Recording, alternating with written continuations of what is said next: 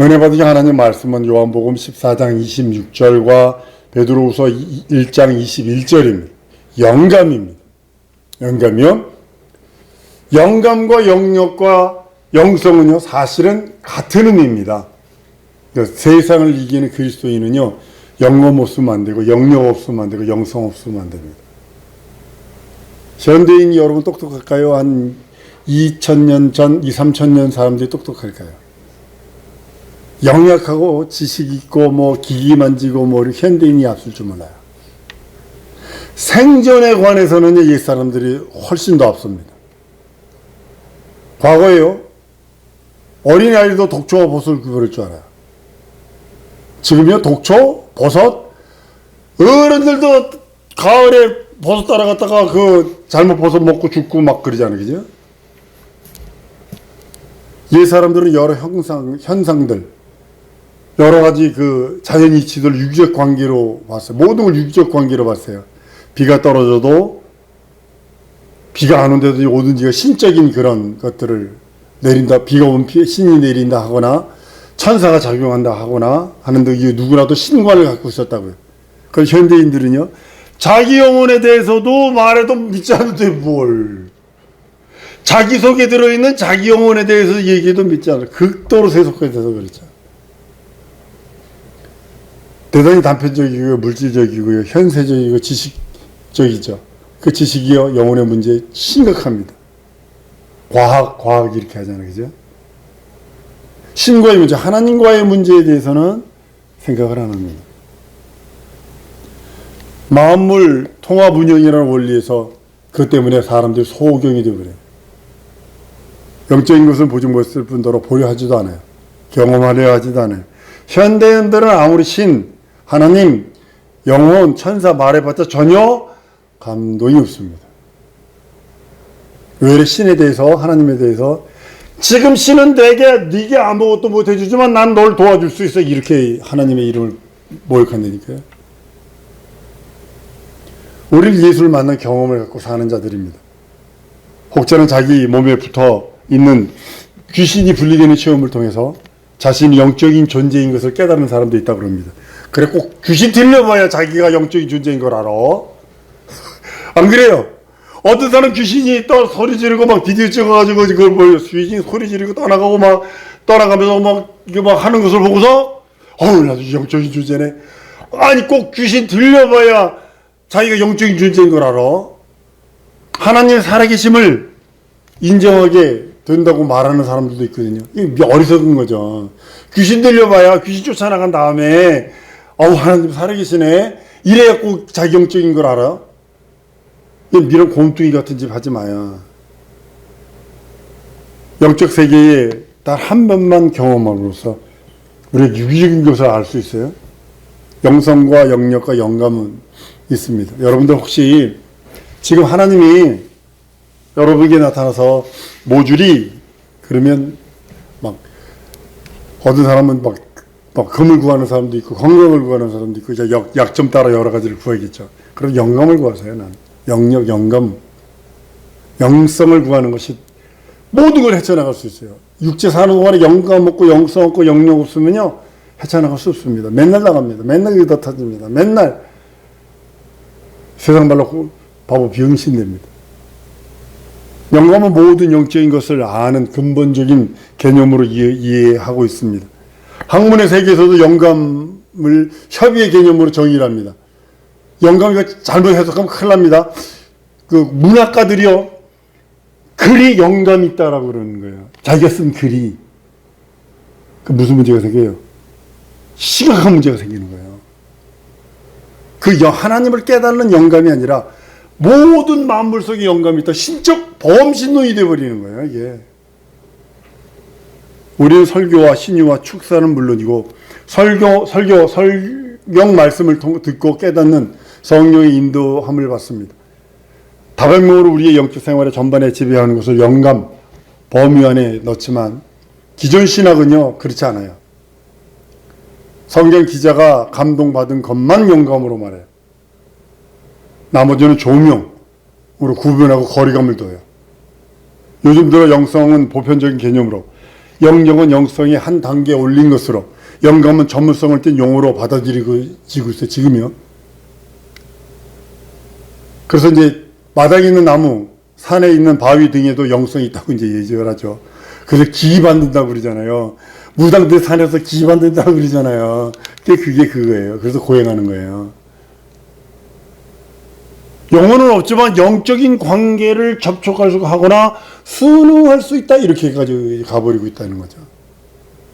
예수께서 무화과나무 저주하자 무화과나무가 순응해서 그대로 말라버린 것처럼 하나님의 음성을 들을 기가 있다는 것이죠. 만물이 그대로 범신도대 그대로 가져와서 천하 만물이 다 커뮤니케이션 할 수 있다, 이렇게 돼버린 거예요. 이것을 오해해가지고 범신론자, 범신론, 그렇게 해서 불교로 빠지는 거죠. 산은 산이요, 물은 물이요, 이런 거예요. 뭐, 그런 사는 거죠. 분명한 것은요, 그 안에 영적인 실체는 없습니다. 피조개, 하다못해 개, 동물도 영적인 것, 주인을 알아보고 꼬리치는 건 있을지라도 각혼이 있으니까 그건 가능해요. 다만 영적 법칙에 관련되어 영향을 받을 수 있다는 점이죠. 성경은 이런 자들이 경건의 모양이 있을 때 능력을 부여하는 자들이니 이런 자들에게 떠나가 친구도 주지 말라고 그랬어요. 그 다음에 영역이 있습니다. 영역이 학문적으로는 가치는 중립적인 개념인데요. 영역이 있어야 뭐 귀신도 쫓아내고 뭐 이런다고 그 표현도 합니다만, 성령에 의한 것만은 아니라 영적 속성을 다 다루고 있다, 연루되었다라고 이제 인정을 하죠. 영역은 선천적, 후천적인 차이가 있다고 존재를 합니다. 이것이 이제 꿈을 잘 꾸거나 유난히 예민한 사람이 있어요. 환청, 환각 이런 걸 잘 보는 사람이 있어요. 선천적으로 남들보다 영역이 앞선 사람은요, 영계와 관련적인 일을 해요. 탤런트들이 많이 무당이 되는 이유가 뭘까요? 요거가 발달해서 그래요. 저희 신비세계에 속한 사람들, 무당들, 자기 나름대로 영역을 키우려고 노력하고, 무당들이 작두타잖아요. 작두달, 무명천에 가서 작두달에 싹 보면 무명천이 쭉 잘라진다고요. 근데 그 위에서 맨발로 작두 탄다고요. 그것도 전부 다 신비주의 여기에 속하는 것들이죠. 기독교의 영역은요, 성령에 의해서 나타나는 것입니다. 다른 종교와 다른 겁니다. 영역은 다른 데서 성령에 의해서 나타나는 거예요. 성령을 힘입지 않고 나타나는 건 신비주의적인 그 어떤 것들입니다. 우리 영적 세계의 정명 조선에서 그것들을 제압할 수 있는 영역을 키워야 되는데, 이것은 성령 충만 외에는 안 됩니다. 기도와 금식 외에는 이런 주가 나갈 수 없다고 우리 예수님이 말씀하신 것처럼 영역에 대해서 분명한 투자가 있어야 돼요. 그래서 지금 삼각산이나 이런 기도를 해서 막 금식하면서 이 영역 얻으려고 막 기도하는 게 주님의 말씀. 금식 외에는, 기도와 금식 외에는 이런 이유가 없다. 그러니까 반드시 투자가 돼야 돼요. 투자되지 않으면 그 영역은 나타나지 않습니다. 영감은 기독교인 고유 용어인데요. 주로 성경과 설교 등 언어 사역에서 해당하는 것이 영감입니다. 기존 신학에서 영감과 조명을 좀 구분을 해요. 신학에서 보면 하나님의 능력을 부인하는 결과를 낳았죠. 영감과 조명을 구분함으로 인해서 영감 안에다 그걸 집어넣어야 능력과 이적과 표적, 이것을 같이 행동할 수 있는 건데 그걸 분리해버렸어요. 영감을 구원으로 인도하고 성경을 저술하게 한 것으로 제한해버림으로써 믿는 자들에게 따르는 표적을 원천 봉쇄해버렸어요. 이게 완전히 조명하고 분리시켜버리면서 인해서 우리는 영감을 소유하고 더 적극적으로 천사들을 명하여 영감으로 세상의 법칙과 한계를 초월할 수 있습니다. 여러분, 영감 구하는 이유가 뭐냐면 세상의 법칙을 초월하려고 그러는 거 아니에요? 하나님의 일을 성공하려고 영감 구하는 거 아니에요? 영역 구하는 거 이유가 뭐예요? 하나님을 성공하려고 그러는 거 아니에요? 하나님 바로 섬기려고? 영감은 말씀의 지혜와 지식과 능력으로 발현되기도 합니다. 영감은 영역을 동반하고 있어요. 지식과 영감은 전혀 다릅니다. 지식은 이성을 통하여 인정하고 있는 것이고, 영감은 성령의 감동하심으로 말미암아 알아가는 것입니다. 가령 성경에서 예수를 그리스도라고 했기 때문에 믿는 것과 성령의 감동에 의해서 믿는 것은 다릅니다.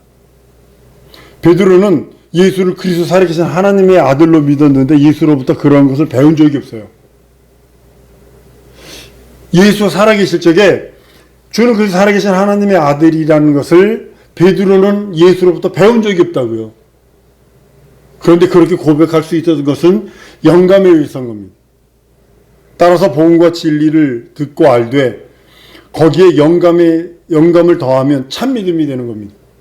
그리고 성경 말씀 읽어야 되고 그런 이유가 거기에 영감이 더해지면 참 믿음이 되는 거예요. 하나님의 말씀, 진리의 말씀에 영감이 더해지면 그것이 참 믿음이 되는 거예요. 이 영감이 전쟁터에 나가는 군사의 무장과 같기도 하는 겁니다. 요즘에 전쟁 많이 하죠. 야, 저기 어디야? 태국하고 어디하고 싸우는데 보니까 야, 총 쏘는데 이렇게 쏘는 것도 아니고 총을 둔덕 위에다 두고 이렇게 쏘고 말하면 이게 무슨 전쟁이요. 그냥 공포만 하는 거지. 엄한 사람들 죽는다고요, 그게요. 그는 세상 모임과 다른 특성이 있어요. 그것이 영력이 있기 때문입니다. 그가 영감으로 충만해야 주님의 다스림을 받을 수 있습니다. 우리는 영감을 빙자한 신비주의를 경계해야 합니다. 신비주의는 이성을 무시해요. 진리와 믿음을 초월하고 하나님의 계시를 초월하여 개인의 감정과 신비한 체험을 중시합니다. 이게 신비주의입니다. 그에 비해 영감은요, 하나님의 계시에 기초한 믿음에서 일어나는 체험입니다. 하나님께서 말씀에 너희가 내 이름으로 귀신을 쫓아 병든자에 손을 좀 나으리라는 그 말씀에 기초로 해서 영감으로 인하여 그 귀신을 쫓아낼 수 있고 병든 자에게 손을 좀 나으리라 했으니 그렇게 기도함으로 그 체험이 일어나는 거예요. 계시에 기초한 체험은 우리의 이성도 알고 수긍도 하는 거예요. 이성이 하는 게 뭐예요? 예수께서 이렇게 명령하셔서 그 명령에 성령의 영감이 덧입힐 적에 이적과 표적의 증거가 일어나는 겁니다. 우리는 신비를 인정하지만 신비주의를 경계해야 돼요. 절대로 하면 안 돼요. 한번 따라 나는 신비를 인정하나 신비주의를 부정한다. 봤다 들었다만 쫓아가는 거예요. 봤다 들었다만. 영감이 있으면 기도만 해야 돼요. 기도를 통해서 영력을 얻고 영감도 채워지니까요. 기도의 분량과 영감의 분량은 비례합니다. 제자들이 왜 우리 귀신을 쫓아내지 못했습니까? 할 때 주님은 기도에 이런 이유가 나갈 수 없다. 귀신은 영적인 존재이기 때문에 하나님의 말씀과 이름으로 추방해야 되는 거예요. 그 이름의 능력으로 하나님의 말씀의 위력과 이름의 권세가 드러내는 것이 바로 영감입니다. 다시 정의합니다. 영감은 뭐냐면 한번 따라합니다. 하나님의 말씀의 위력과 예수의 권세를 드러내는 것이다. 영감이 이겁니다. 다른 게 아니라 하나님의 말씀의 위력과 예수 이름의 권세를 드러내는 것이 영감이에요. 영감이 세지. 이거 두 가지예요. 결론이 이거예요. 영감의 결론은 하나님의 말씀의 위력과 예수 이름의 권세가 드러나는 것이 영감입니다. 그래서 주님은 금식과 기도를 강조하신 거예요. 영감 신앙 생활의 절대적인 요소가 됩니다. 우리 신앙은 성경에 기초해야 합니다. 말씀에 기초해야 합니다. 그래서 성경에서 한번 따라합니다. 성경에서 하나님의 뜻을 구하고 하나님 섬기는 법을 배운다. 이것이 성경이에요. 그래서 성경을 깨달으면 영감이 있어야 하거든요. 같은 성경 구절도요. 영감이 있는 사람이 읽는 것과 영감 없는 사람이 있는 건 전혀 달라요. 그래, 주님 이렇게 얘기를 했네. 이게 무슨 뜻이야? 이게 이해가 돼야? 이러면서 아직 비아냥, 배배꼬지. 기본적으로 성경은 영감 있는 자들이 하나님께 받아서 기록한 거라고 때문에 오늘 본문 말씀에 모든 성경 하나님의 감동으로 된 것으로 교훈과 책망과 바르게 함과 의로 교육하여 유익하니 베드로전서 1장 21절에 예언은 언제든 사람의 뜻으로 낸 것이 아니오 오직 성령의 감동하심을 입은 사람들이 하나님께 받아서 말한 것이라. 하나님께 받아서 말한 것이라. 영감을 배제하고 인간의 이성만 가지고 하나님의 뜻을 깊이를 이해할 수 없어요. 전혀 이해할 수 없어요. 천국을 가봤어야지. 천국을 어떻게 이해해? 영원히 산 것을 어떻게 이해를 할 수 있어요? 여태까지 영원히 산 사람을 보지를 못했는데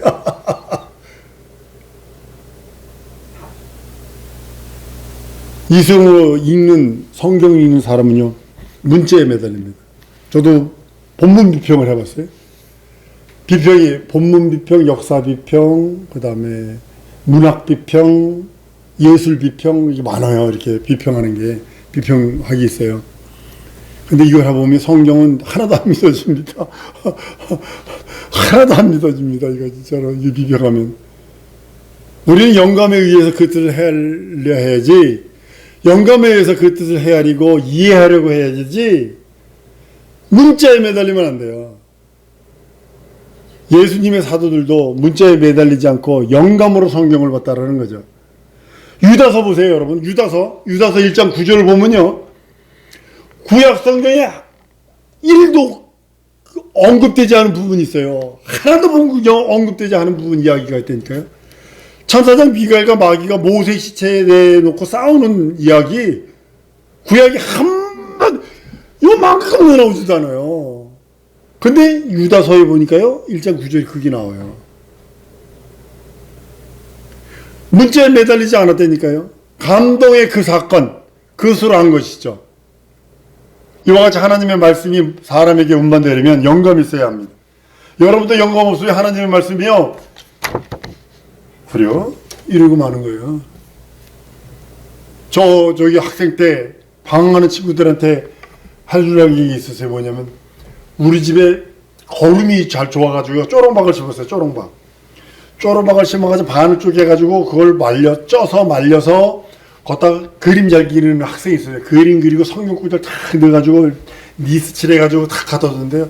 어느 날 가보니까 쭉 깨버렸습니다. 방황하는 사람 혹시 그 말씀들이라도 보고 오라고 시간 들여서 노력 들여서 막 그림까지 니스까지 칠해가지고 다 갖다 줬는데 깨버리더라고요. 그렇다. 성경이 맞구나. 돼지 목에 진주 목걸이구나. 하나님의 말씀이 여러분과 내게 운반되려면 영감이 없으면 운반되지 않습니다. 하나님의 뜻과 능력과 모든 말씀이 영감이라는 수레에 담겨서 내 영혼에 들어오는 거예요. 성경이 하나님의 말씀으로서 위력을 발휘하려면 읽는 자가, 내가, 여러분들이 하나님의 말씀 읽을 때 영감이 없으면 깨달아지지 않습니다. 그 사람이 비록이요 귀신을 쫓아서 병을 고칠 수 있을 줄 몰라요. 더 많은 복음을 사용할 수 없는 그 이상의 능력은 없어요. 많은 귀신 쫓는 목사님들이 비참하게 죽은 모습은 전 알거든요. 솔직히 물어볼게요. 귀신 쫓는 게 예수 이름으로 나가는 거예요? 그 사람 때문에 나가는 거예요? 예수 이름으로 나가는 거예요. 근데 그 자기 능력으로 인정해버렸다고요. 자기 영감으로 인정해버렸다고요. 하나님이 주신 걸 빼버렸어요. 어떻게 귀신 쫓고 병 늦어 고치는 사람들이 말로 해. 늙어서 진짜 비참하게 죽었어요. 말할 수 없을 정도로. 다는 아닙니다만. 성경을 많이 읽더라도 영감이 없으면 그 말씀 속에 자기 속에 들어오지 않습니다. 지식입니다. 감옥에서요, 조인규 목사님이 그랬다는 거 아니에요. 박정희 대통령들이 너무 일이 없으니까 여자들이 창녀짓 하니까 그들을 잡아놓고 교화소에 갔습니다. 교회에서 가서 저걸 할 적에 조영규 목사님이 성경 몇 장 그럼 탁 일어나가지고 몇 장을 쫙 여자가 읊어요. 그러면 그 수행자가 한 사람에게 10,000원을 딱 걷어줍니다. 그때 당시 10,000원이 지금 10만 원 돈 되는 겁니다. 딱 걷어줍니다. 그것에 맛이 들려가지고 신약 성경 전체를 외운 창녀들이 26명이서 그 감방 안에만.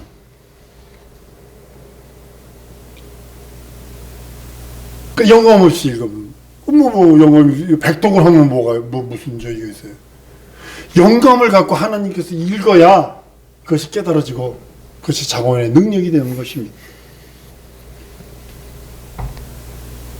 영감이 없으면 말씀이 내 영혼에 운반되지 않습니다. 그리고 아무런 효력이 없습니다. 예수가 채찍에 맞음으로 나음을 입었도다. 영감 없으면요, 그거 나와 무슨 상관이요? 나와 무슨 상관이요? 예수께서 십자가에 들고 부활하시면 너의 죄와 너의 저주와 사망에서 자유해방 당감하거든. 나와 무슨 상관이요? 이래버린다니까요. 아, 듣기 싫어 이래버린다니까요. 우리가 영감을 통해서 예수를 증거한다면 듣는 사람들도 주의 음성을 듣는 듯한 감동을 받게 될 것입니다. 너희가 구제하되 주님이 하는 것 같이 말하되 주님이 말하는 것이 하라라고 베드로전서 4장에 말씀을 하는데요. 영감으로 하는 것은 골수를 쪼개고 온몸을 퍼지게 합니다. 바울은 성령 충만할 때 많은 편지들을 써서 지금 여러분들이 읽는 신약성경의 반을 기록을 합니다. 편지입니다. 바울의 편지입니다. 고린도전서, 후서, 바울의 편지입니다.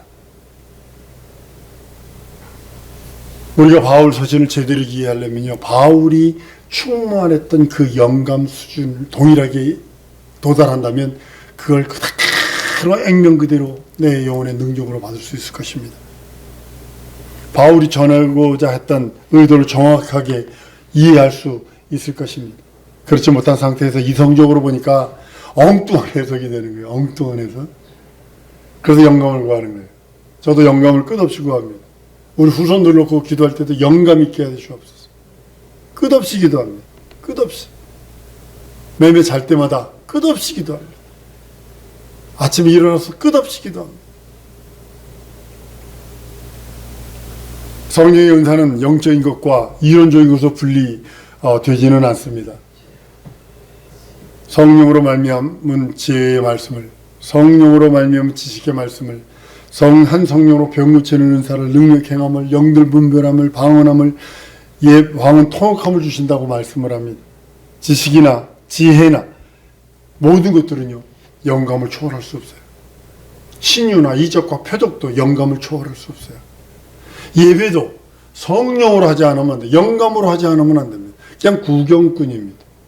기도도 성령으로 하지 않으면 그냥 펀입니다. 내 속에서 움직이는 이 두 개의 깔때기가 움직이는 소리뿐이 안 됩니다.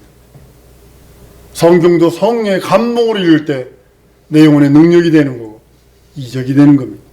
이 시간에 우리 기도하십시오. 하나님, 내 영감 주시옵소서. 진정으로 영감과 영성과 영역 내게 주시옵소서. 오늘 이것만 간절하게 구합니다. 내 기업에, 내 가정에, 내 삶에, 내 현실과 상황과 처지를 이기기를 원합니다. 아울러서 하나님 바로 섬기기 위해서 내 영감 필요합니다. 이거 기도하십니다. 다 같이 통성으로 기도하십니다.